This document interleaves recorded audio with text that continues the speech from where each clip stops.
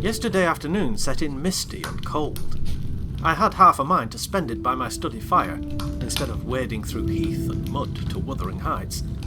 On coming up from dinner, however, N.B. I dined between 12 and 1 o'clock, the housekeeper, a matronly lady taken as a fixture along with the house, could not, or would not, comprehend my request that I might be served at 5. On mounting the stairs with this lazy intention, and stepping into the room, I saw a servant girl on her knees, surrounded by brushes and coal scuttles, and raising an infernal dust as she extinguished the flames with heaps of cinders. This spectacle drove me back immediately. I took my hat, and after a 4 miles walk, arrived at Heathcliff's garden gate, just in time to escape the first feathery flakes of a snow shower. On that bleak hilltop the earth was hard with a black frost. The air made me shiver to every limb. Being unable to remove the chain, I jumped over, and running up the flagged causeway bordered with straggling gooseberry bushes, knocked vainly for admittance, till my knuckles tingled and the dogs howled. "Wretched inmates," I ejaculated mentally. "You deserve perpetual isolation from your species for your churlish inhospitality. At least I would not keep my doors barred in the daytime. I don't care. I will get in." So resolved, I grasped the latch and shook it vehemently. Vinegar-faced Joseph projected his head from a round window of the barn. "What are ye for?" he shouted. "The maester's down in the fold. Go round by the end of the 8th if ye want to speak to him." "Is there nobody inside to open the door?" I hallooed responsively. "There's nobody to missus, and she'll not opened, and ye mark your place and dins till need." "Why, cannot you tell her who I am, eh, Joseph?" "No name me. Only no hand weed," muttered the head, vanishing. The snow began to drive thickly. I seized the handle to essay another trial, when a young man without a coat and shouldering a pitchfork appeared in the yard behind. He hailed me to follow him, and after marching through a wash-house and a paved area containing a coal shed, pump and pigeon cot, we at length arrived in the huge, warm, cheerful apartment where I was formerly received. It glowed delightfully in the radiance of an immense fire, compounded of coal, peat, and wood, and near the table, laid for a plentiful evening meal, I was pleased to observe the Mrs., an individual whose existence I had never previously suspected. I bowed and waited, thinking she would bid me take a seat. She looked at me, leaning back in her chair, and remained motionless and mute. "Rough weather," I remarked. "I'm afraid, Mrs. Heathcliff, the door must bear the consequence of your servant's leisure attendance. I had hard work to make them hear me." She never opened her mouth. I stared. She stared also. At any rate, she kept her eyes on me in a cool, regardless manner, exceedingly embarrassing and disagreeable. "Sit down," said the young man gruffly. "He'll be in soon." I obeyed, and hemmed, and called the villain Juno, who deigned at the second interview to move the extreme tip of her tail, in token of owning my acquaintance. "A beautiful animal," I commenced again. "Do you intend parting with the little ones, madam?" "They are not mine," said the amiable hostess, more repellingly than Heathcliff himself could have replied. "Ah, your favourites are among these," I continued, turning to an obscure cushion full of something like cats. "A strange choice of favourites," she observed scornfully. Unluckily, it was a heap of dead rabbits. I hemmed once more, and drew closer to the hearth, repeating my comment on the wildness of the evening. "You should not have come out," she said, rising and reaching from the chimney-piece 2 of the painted canisters. Her position before was sheltered from the light. Now I had a distinct view of her whole figure and countenance. She was slender, and apparently scarcely past girlhood, an admirable form, and the most exquisite little face that I have ever had the pleasure of beholding. Small features, very fair, flaxen ringlets, or rather golden, hanging loose on her delicate neck, and eyes, had they been agreeable in expression, that would have been irresistible. Fortunately for my susceptible heart, the only sentiment they evinced hovered between scorn and a kind of desperation, singularly unnatural to be detected there. The canisters were almost out of her reach. I made a motion to aid her. She turned upon me as a miser might turn if anyone attempted to assist him in counting his gold. "I don't want your help. She snapped. I can get them for myself." "I beg your pardon," I hastened to reply. Were you asked tea? She demanded, tying an apron over her neat black frock, and standing with a spoonful of the leaf poised over the pot. I shall be glad to have a cup, I answered. Were you asked? She repeated. No, I said, half smiling. You are the proper person to ask me. She flung the tea back, spoon and all, and resumed her chair in a pet. Her forehead corrugated, and her red underlip pushed out, like a child's ready to cry. Meanwhile, the young man had slung onto his person a decidedly shabby upper garment, and, erecting himself before the blaze, looked down on me from the corner of his eyes, for all the world as if there were some mortal feud unavenged between us. I began to doubt whether he were a servant or not. His dress and speech were both rude, entirely devoid of the superiority observable in Mr. and Mrs. Heathcliff. His thick brown curls were rough and uncultivated. His whiskers encroached bearishly over his cheeks, and his hands were embrowned like those of a common labourer. Still his bearing was free, almost haughty, and he showed none of a domestic's assiduity in attending on the lady of the house. In the absence of clear proofs of his condition, I deemed it best to abstain from noticing his curious conduct, and 5 minutes afterwards the entrance of Heathcliff relieved me, in some measure, from my uncomfortable state. You see, sir, I am come according to promise, I exclaimed, assuming the cheerful, and I fear I shall be weather-bound for half an hour, if you can afford me shelter during that space. Half an hour? He said, shaking the white flakes from his clothes. I wonder you should select the thick of a snowstorm to ramble about in. Do you know that you run the risk of being lost in the marshes? People familiar with these moors often miss their road on such evenings, and I can tell you there is no chance of a change at present. Perhaps I can get a guide among your lads, and he might stay at the Grange till morning. Could you spare me one? No, I could not. Oh, indeed? Well, then I must trust to my own sagacity. Are you going to make the tea? Demanded he of the shabby coat, shifting his ferocious gaze from me to the young lady. Is he to have any? She asked, appealing to Heathcliff. Get it ready, will you? Was the answer, uttered so savagely that I started. The tone in which the words were said revealed a genuine bad nature. I no longer felt inclined to call Heathcliff a capital fellow. When the preparations were finished, he invited me with, Now, sir, bring forward your chair. and we all, including the rustic youth, drew round the table, an austere silence prevailing while we discussed our meal. I thought, if I had caused the cloud, it was my duty to make an effort to dispel it.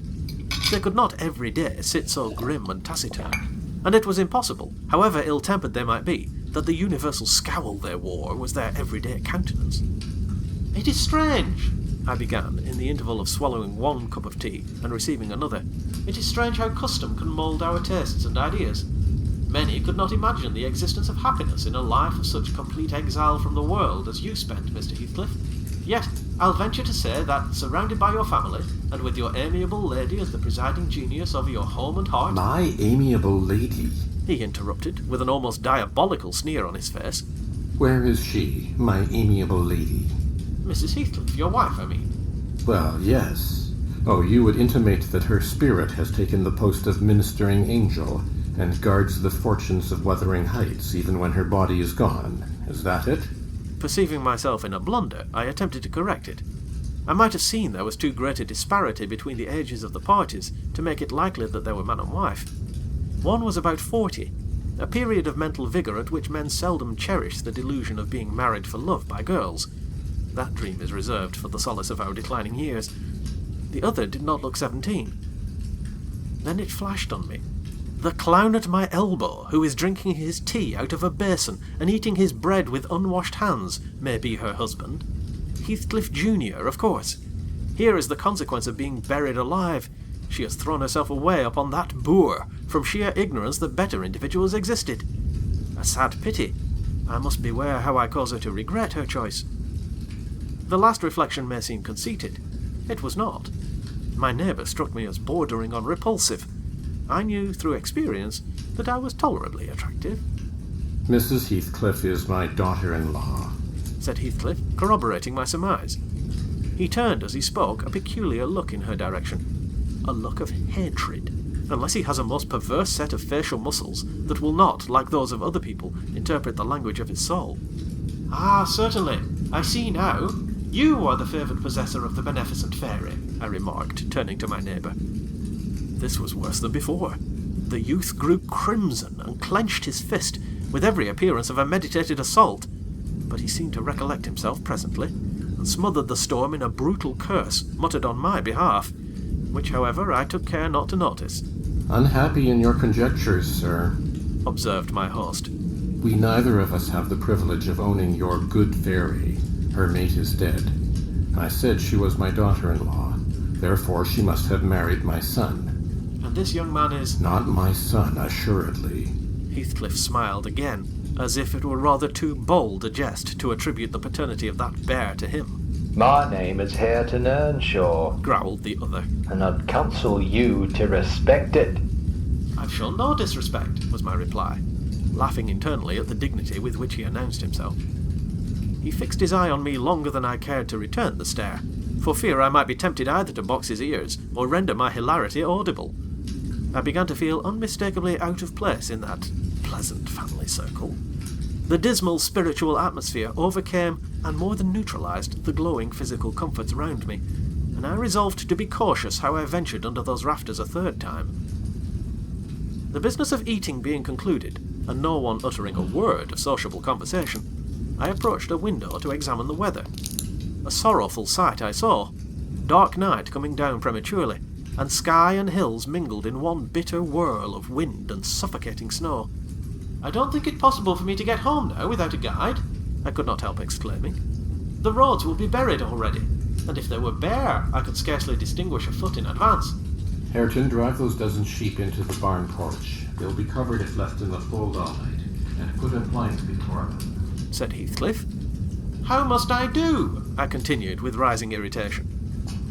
There was no reply to my question, and on looking round I saw only Joseph bringing in a pail of porridge for the dogs, and Mrs. Heathcliff leaning over the fire, diverting herself with burning a bundle of matches which had fallen from the chimney-piece as she restored the tea canister to its place.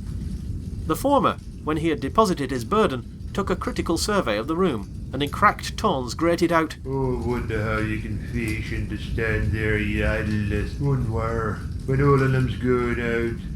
But you're a note, and it's no use talking. You'll never mend your ill ways, but go right to the devil, like your mother afore ye. I imagined for a moment that this piece of eloquence was addressed to me, and sufficiently enraged, stepped towards the aged rascal with an intention of kicking him out of the door. Mrs. Heathcliff, however, checked me by her answer. You scandalous old hypocrite. She replied. Are you not afraid of being carried away bodily whenever you mention the devil's name? I warn you to refrain from provoking me, or I'll ask your abduction as a special favour. Stop. Look here, Joseph, she continued, taking a long, dark book from a shelf. I'll show you how far I've progressed in the black art. I shall soon be competent to make a clear house of it.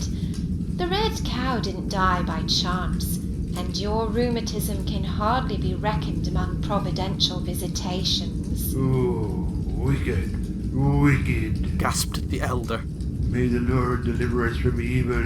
No, reprobate. You are a castaway. Be off, or I'll hurt you seriously. I'll have you all modelled in wax and clay, and the first who passes the limits I fix shall, I'll not say what he shall be done to, but you'll see. Go, I'm looking at you.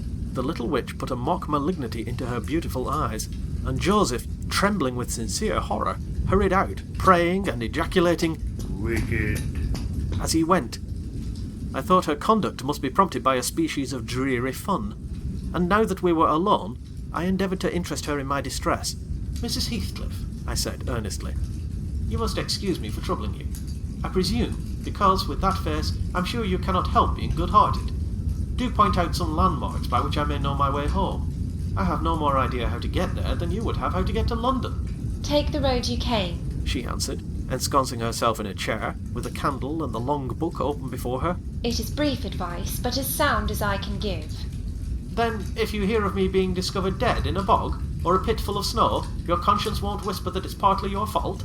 How so? I cannot escort you. They wouldn't let me go to the end of the garden wall. You? I should be sorry to ask you to cross the threshold for my convenience, on such a night, I cried. I want you to tell me my way, not to show it. Or else to persuade Mr. Heathcliff to give me a guide. Who? There is himself, Earnshaw, Zillah, Joseph and I. Which would you have? Are there no boys at the farm? No, those are all. Then it follows that I am compelled to stay. That you may settle with your host. I have nothing to do with it. I hope it will be a lesson to you to make no more rash journeys on these hills, cried Heathcliff's stern voice from the kitchen entrance. As to staying here, I don't keep accommodations for visitors. You must share a bed with Hareton or Joseph if you do. I can sleep on a chair in this room, I replied. No. A stranger is a stranger, be he rich or poor. It will not suit me to permit anyone the range of the place while I am off guard, said the unmannerly wretch. With this insult my patience was at an end. I uttered an expression of disgust and pushed past him into the yard, running against Earnshaw in my haste. It was so dark that I could not see the means of exit, and as I wandered round, I heard another specimen of their civil behaviour amongst each other. At first, the young man appeared about to befriend me. I'll go with him as far as the park, he said. You'll go with him to hell, exclaimed his master, or whatever relation he bore. And who is to look after the horses, eh? A man's life is of more consequence than one evening's neglect of the horses. Somebody must go, murmured Mrs. Heathcliff, more kindly than I expected. Not at your command, retorted Hareton. If you set store on him, you'd better be quiet. Then I hope his ghost will haunt you. And I hope Mr. Heathcliff will never get another tenant till the Grange is a ruin, she answered sharply. Hearken, she was cursing on him, muttered Joseph, towards whom I had been steering. He sat within earshot, milking the cows by the light of a lantern, which I seized unceremoniously, and, calling out that I would send it back on the morrow, rushed to the nearest postern.